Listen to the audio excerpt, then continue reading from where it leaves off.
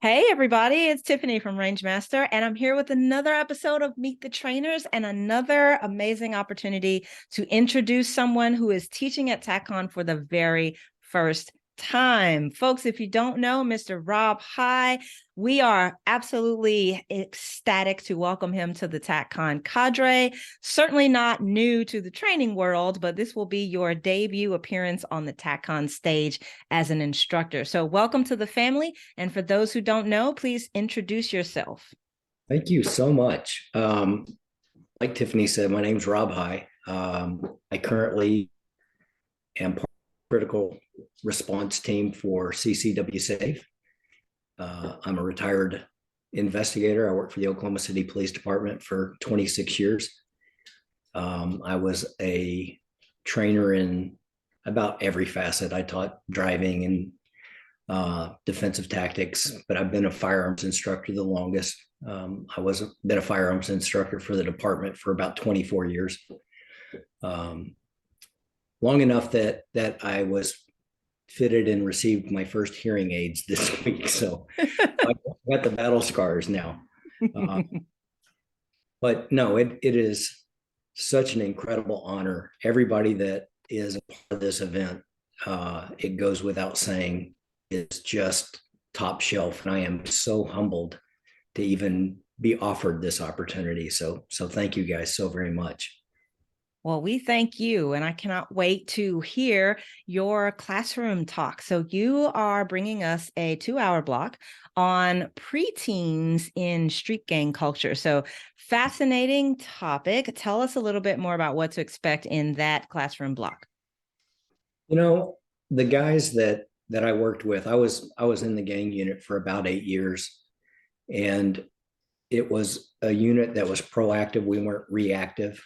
If there was a gang involved shooting, we responded to that. But we have responded to the guys I worked with to active shooters. We have done hundreds of high risk search warrants. I've done more than 500 personally. But one of the things that just absolutely shook me to my core when I was a new officer, and I was in my 30s when I started my career.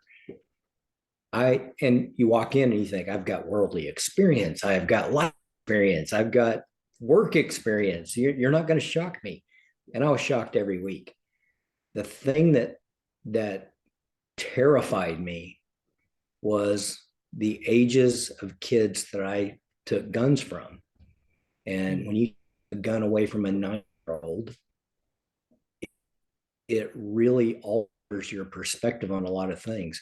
I was not really fearful of a 16, 17, 18-year-old with a firearm unless they were altered and under the influence. But children who are trying to make an impression with the big guys in the set, and to realize, we found this over and over and over again in public settings where you've got a guy that already has a criminal record. He's already got felony convictions and things like that. And suddenly you have, they're not going to go out in public without being armed and ready to go, even if it's just to defend themselves. But they can't be the one toting a gun around. And so they get these little guys, and that's who would hold their dope. That's who would hold their guns. And all of a sudden something happens.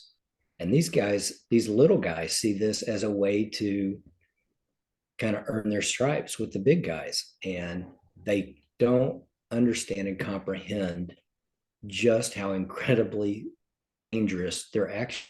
And they don't understand the ramifications if they pull that gun and go active with it.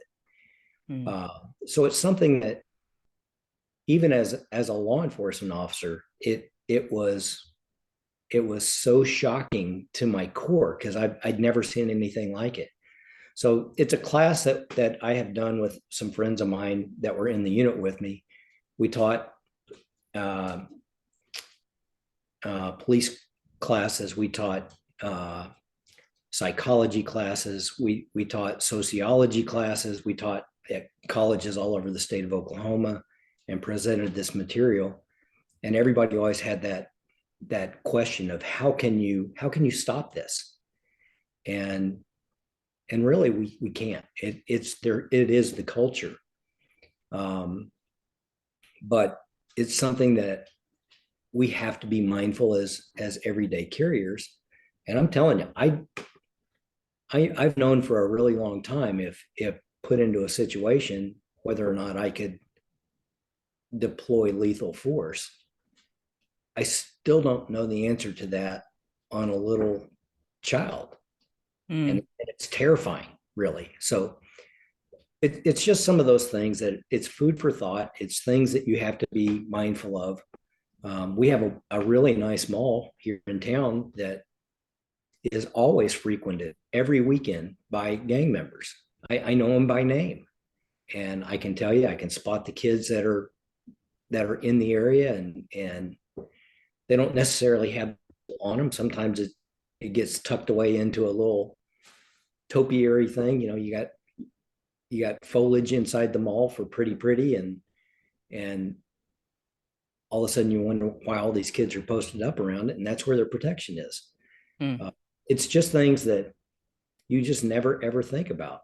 You know, this was a mall that my mom and my sisters go to all the time, and it's like you can't go alone. You have to have somebody with you because they just weren't prepared for that kind of involvement. So, well, I suspect many people are not prepared for those kinds of realities, which is, again, why I'm so glad that you're bringing this content to TACCon. Folks, if you are looking for an eye opener for your classroom study at TACCon, consider checking out Rob High at 8 a.m. on Friday in Classroom 2. And he's presenting again at 10:15 in B Block, Classroom 2 as well. The class is preteens in street gangs. And, you know, I suspect that there are a lot of tough questions that everyone needs to ask himself or herself when it comes to being, you know, taking responsibility for your own life and well-being,